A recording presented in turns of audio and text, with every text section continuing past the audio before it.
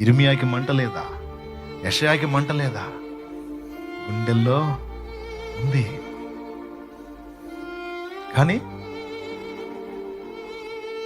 తగిన వాడిని కాను. మోషే అన్నాడు, ఆరాటం ఉంది, కానీ ఇప్పుడు నేను ఆ శక్తి కలిగి లేను, బలహీనుడు అయ్యానయ్యా. ఇర్మియా అన్నాడు, నేను బలహీనుని, బాలుణ్ణి ప్రభు.